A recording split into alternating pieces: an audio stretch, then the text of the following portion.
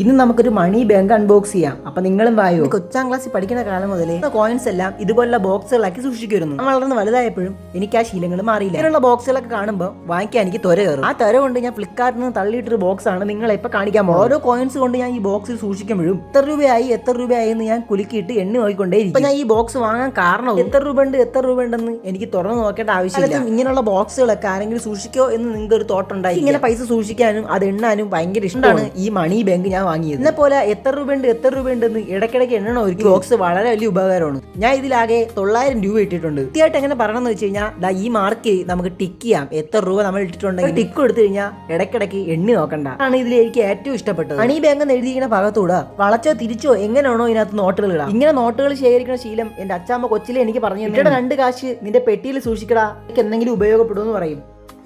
ഈ മണി ബോക്സ് ഇഷ്ടപ്പെട്ടെങ്കിൽ ഫ്ലിപ്കാർട്ടിൽ പോയി മണി ബോക്സ് സെർച്ച് ചെയ്യേ എനിക്ക് DM ചെയ്ത് കഴിഞ്ഞാൽ ഇത് ഞാൻ അയച്ചു തരാം. അല്ലെങ്കിൽ നിങ്ങൾക്ക് ഫ്ലിപ്കാർട്ടിൽ നിന്ന് നേരിട്ട് വാങ്ങാമേ ഉള്ളൂ. അത് മാത്രമല്ല എന്റെ ചാനലിൽ ഇന്ന് മുതൽ ഓരോ കുഞ്ഞു സാധനങ്ങൾ വാങ്ങി അൺബോക്സ് ചെയ്ത് ഈ ടേബിൾ നിറയ്ക്കാൻ പോവുകയാണ്. നിങ്ങൾക്ക് ഇഷ്ടമുള്ള സാധനങ്ങൾ പറഞ്ഞാൽ അത് വാങ്ങി അൺബോക്സ് ചെയ്യാം.